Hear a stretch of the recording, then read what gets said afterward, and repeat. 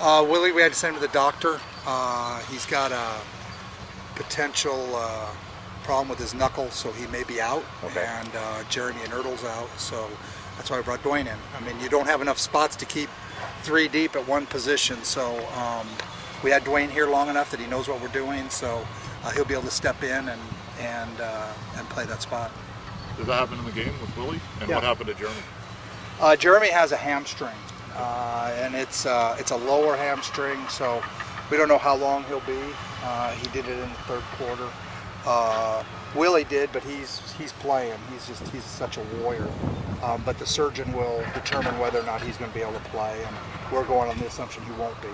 If he needs a pin on it, then he won't be playing. So that's why we brought Dwayne in. Is that a 1 week thing, do you figure, for Willie if he doesn't play, or do we... You know what? You'd have to ask Dr. Graham. Okay. I'm really bad at this medical stuff. Yeah. I try to guess how long they're going to be, and I'm never accurate. And then we call you on it and it looks even worse. And then if I ask, they say something, and it usually ends up being longer. Okay. I don't know. We're just going on. We coach the guys we have here, and that's the whole MO here from day one has been we're not going to make any excuses. We're going to coach the guys we have here. I think last week we had 2 nose guards down. Adrian Davis stepped in and played very, very well. We just expect guys who are on the field to play at a very high level and to be prepared, and that's just the way we do things. Do you, with Adriano back now, is there any, with the problems he's had discipline-wise, Jim, is there any concern on your part, or is it that line will always have to be towed by him, or how you looking at it? Well, Adriano's Adriano.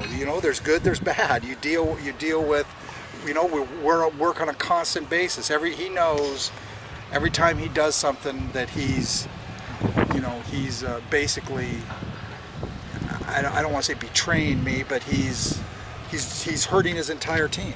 And we've made it abundantly clear to him that that's what he's doing. And Adriano doesn't do it with malice intent.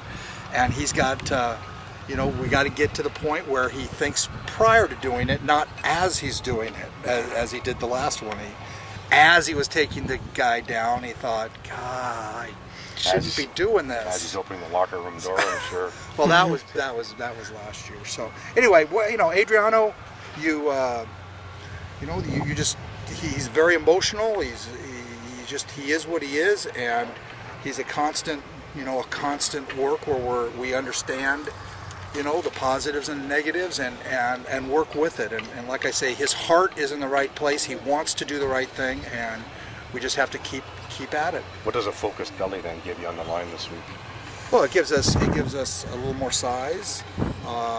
Obviously, it gives us great experience in there. He and Huntley play very, very well together, and Flemons. I mean, the 3 of them together have played for a couple of years. So, and then he just brings an energy.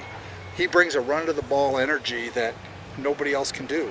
That's just him. It's the way he is. It's the way he plays. And again, it's one of the good things that Adriano brings. It's been a few days since the game. What positives can you take from it now that you sat down? There were a lot of positives. We're 5 minutes to play. We have a chance to tie the game. We have the ball on our score zone with a chance to tie the game. Now, we didn't execute there and score the touchdown to tie the game. We kick a field goal, and then with 4 minutes to go, we have to do a better job on our kickoff team. They get the ball on the 50, and then we don't get the ball back right away. I mean, we got the ball back 7 points down with only 51 seconds left, so they were able to run 3 minutes off the clock, and that's not good enough. So we had some real good things that gave us a chance to win. The offense, when we were backed up, did a great job of getting the ball out. We had some big plays. We just need to be more consistent. Cleo, I think, stood in. He took some big shots and just stood in and kept coming. He had great composure. Is he going to see things better? Every snap he takes, every CFL game he watches, when he watches Casey Printers and Ricky Ray and Anthony Calvillo, and he watches these other games, he gets better. There's just so much to learn about the nuances of this game, and we understood that going in. He's going to get better with every snap he takes. So I was excited with a lot of the things I saw on film about him. I think on offense, our offensive line played what they brought one more than we could block. So a lot of most of the pressures were the 1+ blitz that Chris Jones brought on us, and rookie quarterback, you expect that. So the pressures weren't offensive line issues. So we were happy with how the offensive line played. There's a lot of positives in the game. So for us, it's about continuing to focus. We had 7 penalties for only 25 yards. Now, some of them were big ones. We allowed a 8-minute drive to continue by making 2 offside penalties on defense. We had a 2nd and 2. It turns into a 2nd and 7 with an illegal procedure. Those are huge penalties. So even though we only had 25 yards, we have to do a better job there. We turned the ball over 4 times, which resulted in 20 points. And, just things like that we just keep preaching to our guys and play the game smart and play the game correct, and good things will start happening for us. We have enough playmakers here that we have to be patient. We have to keep doing what we do and stay focused on the task at hand, which is the next play. Is there a big concern with Willie out, given that the free safety spot is such a crucial one?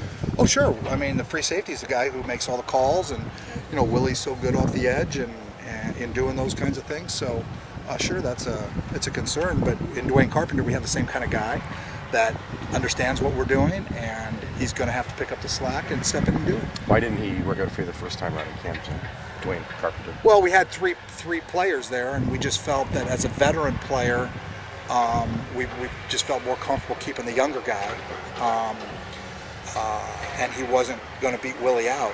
So we sent him home. But Dwayne's one of those class guys who understands that it's pro football and the way things operate, and he kept himself in shape. And obviously, you lose 2 guys at one position. There's not a lot of you don't want to bring a guy in right off the street, and so we have him who knows what we're doing, and it worked out for him. If he plays well, can he stay here longer? Absolutely. Anytime guys make plays, they're going to find a way to. What I want here is I want to have a team that if a guy gets hurt, it's hard for him to get his job back. And I thought Michael Grant did a great job in placing Willie Middlebrooks. I mean, he really played well. They went after him, and he held his own. Willie miraculously is back this week. That's what you have to have. You have to have competition. You have to have guys knowing that if something happens and they get hurt, that there's going to be somebody else to step in that might be tough for them to get their job back. Just thought on Ivan's game, he was all over the place out there. And, yep, he played very, very well. He's just such a pro, and having a rookie next to him and Jason Pottinger, basically a rookie in terms of playing every down, and I thought Pot played very, very well.